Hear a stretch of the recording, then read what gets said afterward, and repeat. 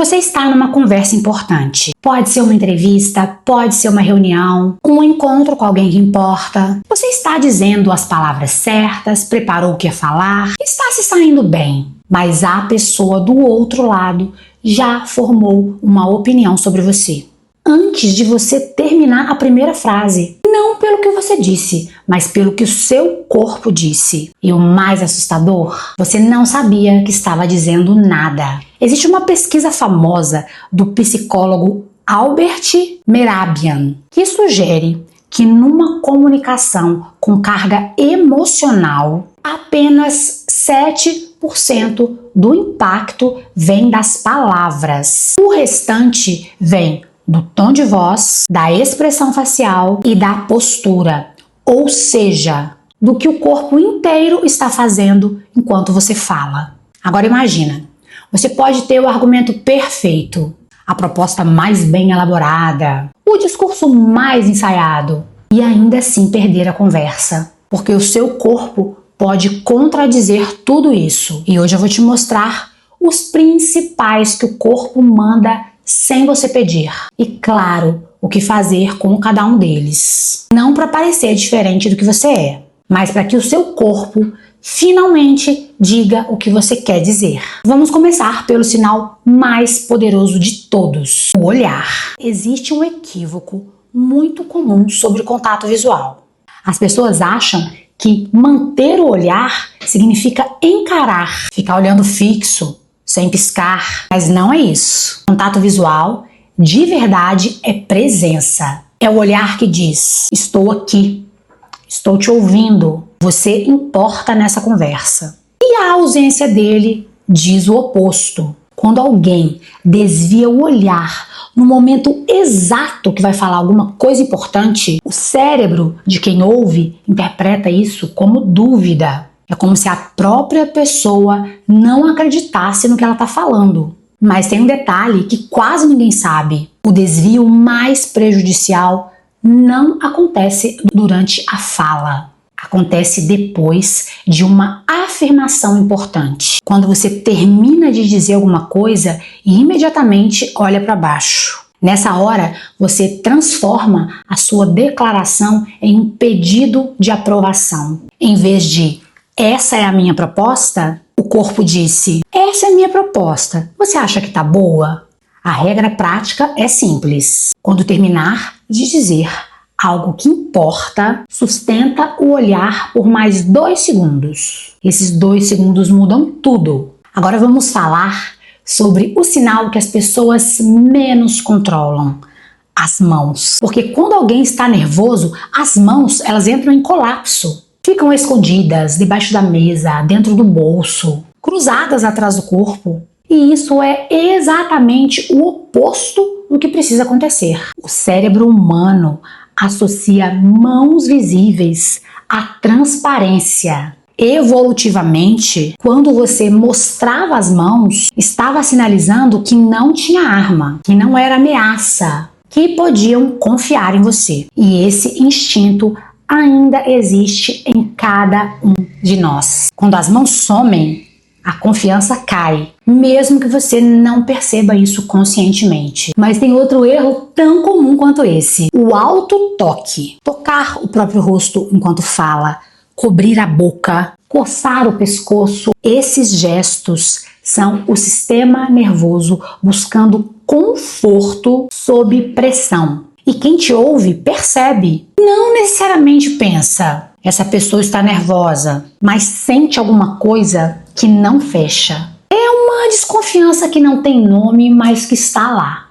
A solução não é congelar as mãos, é deixá-las soltas, visíveis, acompanhando naturalmente o que você está dizendo. Gestos que fluem com a fala transmitem segurança sem nenhum esforço consciente. A postura é o sinal mais silencioso e o que mais fala. Existe um experimento interessante. Mostraram fotos de pessoas sentadas para observadores, sem contexto, sem informação, só a foto. E pediram para avaliar quem parecia mais confiante, mais competente, mais digno de confiança. E os resultados foram consistentes. Não era sobre beleza, não era sobre a roupa, era sobre o espaço que o corpo ocupava. Quem ocupava mais espaço, ombros abertos, corpo levemente inclinado para frente, queixo neutro, era avaliado como mais confiante e mais competente. Já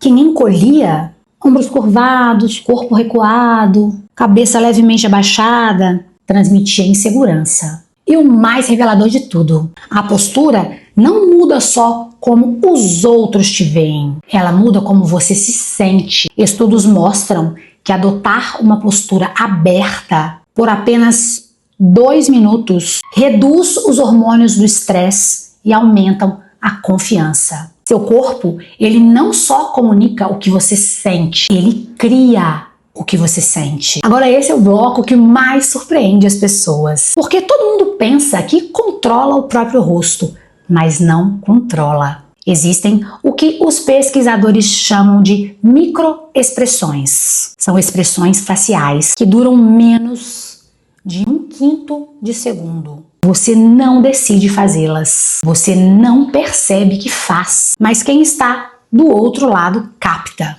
Não conscientemente, mas o cérebro deles registra. Aquela sensação de que alguém está escondendo alguma coisa, que o sorriso não parece verdadeiro, que a concordância verbal não bate com o que o rosto expressa. Tudo isso vem de microexpressões e não dá para eliminar. O que dá para fazer é outra coisa.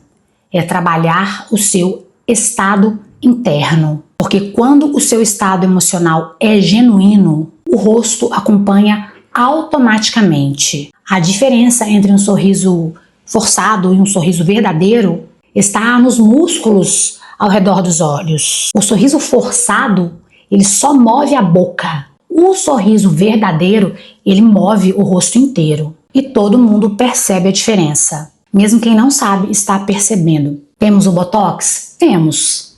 A partir do momento que ele paralisa alguns músculos, fica mais difícil identificar essas microexpressões. O último sinal é o que mais transforma uma comunicação. E o mais fácil de trabalhar, assim, imediatamente, é a voz. Não o que você fala, como você fala. Velocidade, tom, volume, pausa. Quando alguém está nervoso, a voz acelera. As palavras saem rápido demais, sem espaço para respirar, sem pausas. E quem ouve sente a pressa, sente a ansiedade. Passa aquela sensação que a pessoa quer terminar logo. A voz calma faz o oposto. Ela cria a sensação de que a pessoa está no controle, que a pessoa não precisa correr, que a pessoa tem espaço para existir. E a pausa é o elemento mais poderoso da voz. Uma frase dita com pausa antes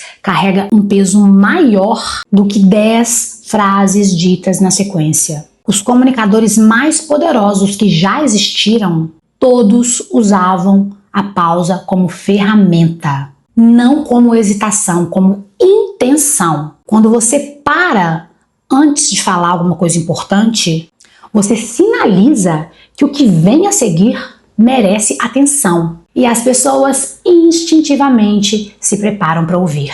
Olhar, mãos, postura, rosto e voz. 5 canais de comunicação que funcionam o tempo todo, com ou sem a sua permissão. A maioria das pessoas passa a vida inteira trabalhando o que fala, o que vai falar, ensaiando argumentos, escolhendo palavras, preparando respostas, mas passa a vida inteira negligenciando o canal que mais influencia quem está do outro lado. Não estou dizendo que as palavras não importam, só estou dizendo que as palavras chegam depois, o corpo chega primeiro. E em frações de segundos, antes de qualquer argumento, a outra pessoa já sentiu algo sobre você.